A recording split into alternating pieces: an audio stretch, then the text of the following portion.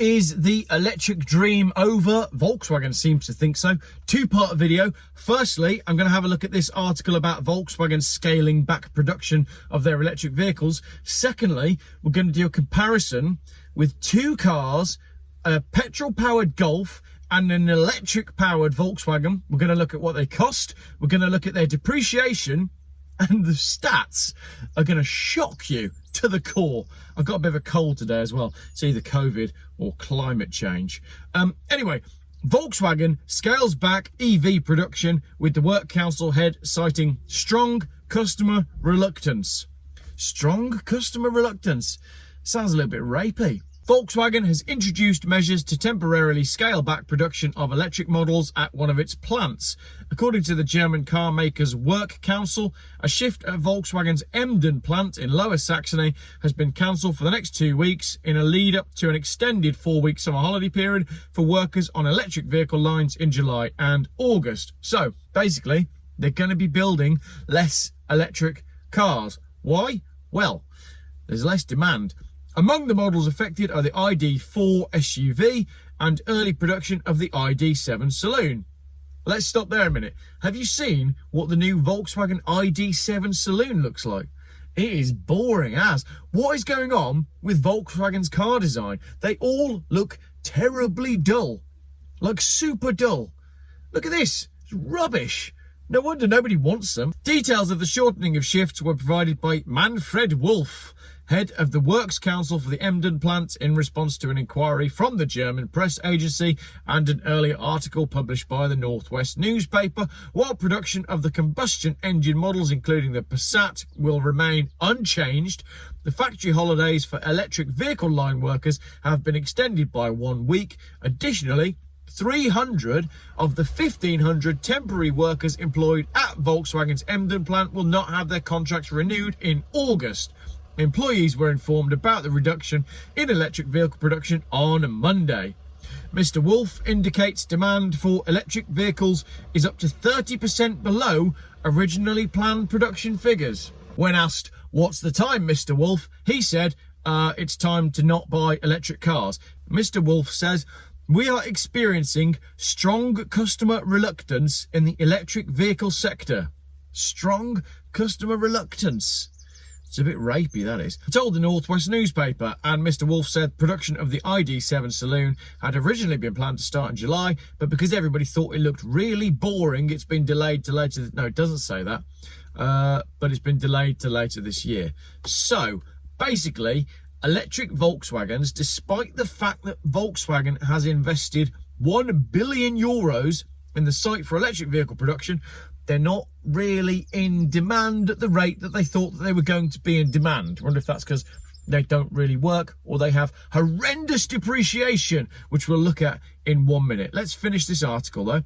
The registration numbers of electric vehicles continue to be high, but what concerns us is the current dip in demand, not only at Volkswagen, but across all manufacturers, said Olaf Lies. Olaf Lies? That's an unfortunate name, isn't it? Olaf Lies. Olaf as in the snowman from Frozen. Mr. Lies has called for discussions on the implementation of new incentives for electric vehicle purchases, including a reduction in VAT. Volkswagen currently produces EVs at 4 plants in Germany: Emden, Zwickau, Hanover and Dresden. We don't need new incentives for electric vehicles. We just need electric vehicles to function in the true way that capitalism works, which is if they work, then they will sell. If we build it, then they will come. And if we build it and then people realise that it's all hype and they're not actually very good, then they won't sell. So let's take a look at a comparison between two Volkswagens. Now, I've chosen two cars that are both 2 years old. I have a 2020 Volkswagen ID3 Life on a 70 plate and a 2020 VW Golf 1.5 TSI Style on a 70 plate. The Golf has 39,000 miles on the clock. The ID3 Life, 37,000 miles on the clock, so slightly lower. Both of these are on Auto Trader right now. The price that you can buy them for today, the electric car is £18,500 and the petrol car is slightly more expensive at £18,800. However, The Golf was only £23,300 when it was new. The electric car was £37,715. That means in 2 years, the ID3 Life has depreciated to a tune of £19,215, where the Golf has only depreciated by £4,500. That means, as a percentage, the ID3 Life in 2 years has lost 50% of its original ticket price. The Golf, on the other hand, has only lost 19% of its original ticket price. So that works out monthly. For every month that those cars were on the road, the ID3 was losing £640.50 in depreciation. The Golf was only losing 150 quid. Depreciation, broken down a little bit further, the ID3 electric car loses £20.66 a day, 86 pence an hour, or 1 pence a minute. The Golf, on the other hand, loses £4.84 a day, 20 pence an hour, or 0.0 something pence per minute. So the value left after 2 years in the electric car is 49%. Half of the value has gone. The Golf, on the other hand, buoyed somewhat by the fact that the second-hand car market is strong for cars like that, retains 80% of its value at the end of 2 years. What about the running costs, I hear you say? Geoff, the running costs. The Golf, it's going to cost you a fortune to run on petrol. Don't worry, I've got that covered as well. The Golf is £180 a year to tax, and being a 1.5 TSI Petrol, averages 51.4 miles per gallon according to Volkswagen. 39,000 miles, which is what it's got on the clock right now, actually that's a bit more than what it's got on the clock right now, is 758.75 gallons of fuel. So that's £4,780 in fuel to run the Golf, plus £540 in road tax. If you add the running costs and the depreciation, then the Golf costs you £9,820 over 2 years. So 10 grand over 2 years. But if you do the same for the ID3, it's an electric car, isn't it? So charging an electric car is free. Free, doesn't cost anything.